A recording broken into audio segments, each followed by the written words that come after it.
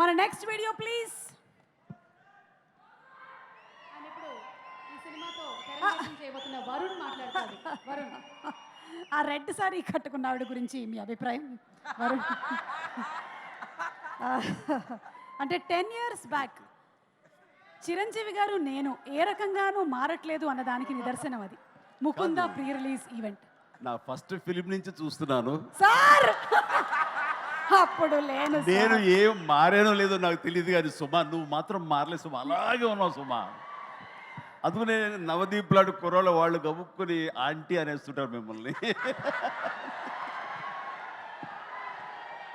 అనకండి అయ్యా. Sorry sir, ఇంకెప్పుడు బాగా ఎంత బాగా మేనేజ్ చేస్తున్నారు ఆవిడ. దాదాపు తెలిసిపోయిందా సార్ మేనేజ్ చేస్తున్నామని? కొంచెం లపం ఎక్కువే కొట్టుకొని వచ్చాం. Okay next video. నా వీడియో ఎవరు వేసింది? Okay next video please. ఈ రోజున నాగబాబు ఏం అవ్వాలని తర్వాత నేను కోరుకున్నది. నాగబాబు బిడ్డ, నా బిడ్డ వరుణ్ తేజ్ ద్వారా అది ఈరోజు నెరవేరబోతుంది. దానికి ఈరోజు శ్రీకారం చుట్టబడుతుంది.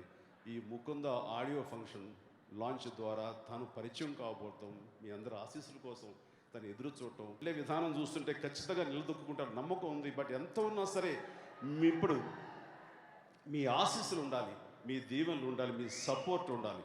అదే పెట్టుబడిగా, అదే వాళ్ళకి దన్నుగా ఈ రోజున ముందుకు వెళతారు, నిలదొక్కుంటారనే ఆశ నాకు ఉంది. సార్ ఆ రోజు చెప్పిన మాట నిజమైంది. ఎస్ అలాగే నిలదొక్కున్నాడు. వాళ్ళందరూ ఆశీస్సులతోటి అంచెలంచెలుగా ఎదుగుతూ పెద్ద స్టార్ అయ్యాడు. ఎస్ చిరంజీవి గారు లాస్ట్ అండ్ ఫైనల్ క్వశ్చన్. అంటే మాకు చిరు లీక్స్ అంటే చాలా ఇష్టము. చాలాసార్లు చిరు లీక్స్ని మేమందరం బాగా ఎంజాయ్ చేసాము. కానీ మీరు వరుణ్ అండ్ లావణ్యకి సంబంధించిన లవ్ స్టోరీ